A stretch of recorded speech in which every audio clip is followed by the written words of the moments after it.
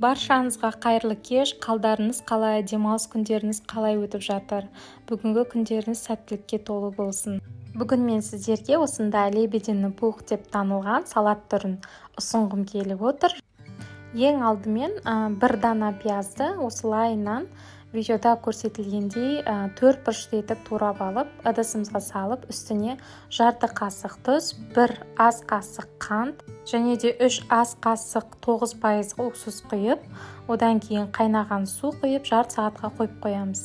Енді алдын ала пісіріп алған тауықтың төс етін осылайынан 4 бұрышты етіп турап аламыз.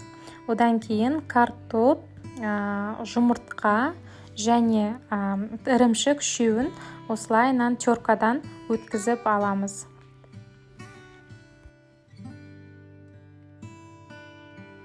Енді пекинский капустаны алып осылайынан видеода көрсетілгендей майдалап турап аласыздар. Барлық заттарды дайындап болғаннан кейін енді салатымызды жинасақ болады.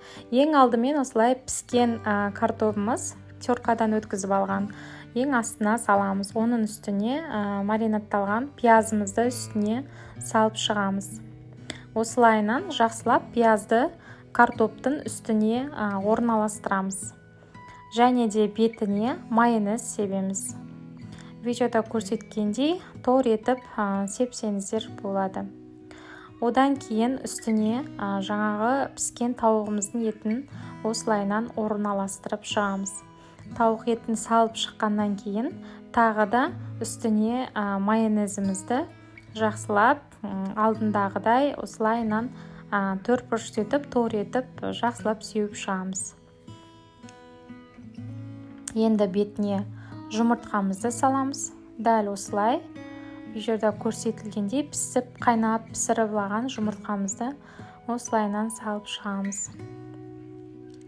Үстіне тағы да майонезімізді жақсылап тор етіп сеуіп шығамыз.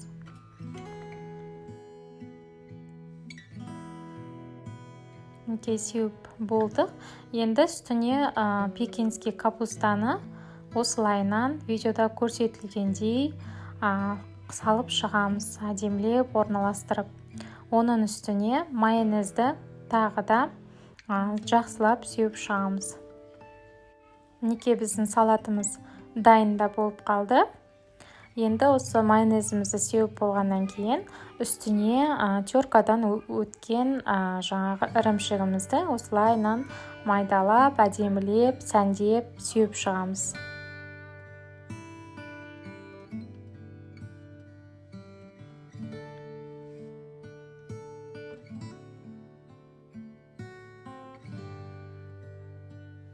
Осылайынан барлығын жауып сеуіп шығамыз.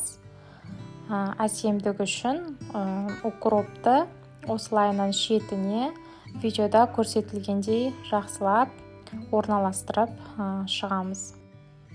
Міне біздің салатымыз дайын десек те болады. Өте әдемі, жеңіл, дастарханға қонақ келгенде қойсаңыздар сразу желініп кететін салаттардың бірі. Және де алда жаңа жыл келе жатыр, жаңа жыл дастархандарыңызда да осы салат түрін жасасаңыздар болады. Егер мен жасаған рецепт ұнап жатса, каналға кіріп тіркеліп, достарыңызбен бөлісіп, лайк басып, комментарий қалдырып, және де қоңыраушаға басып кетіңіздер, келесі видеоны өткізіп алмас үшін. Сіздермен болған Жанна. Келесі кездескенше сау саламатты болыңыздар.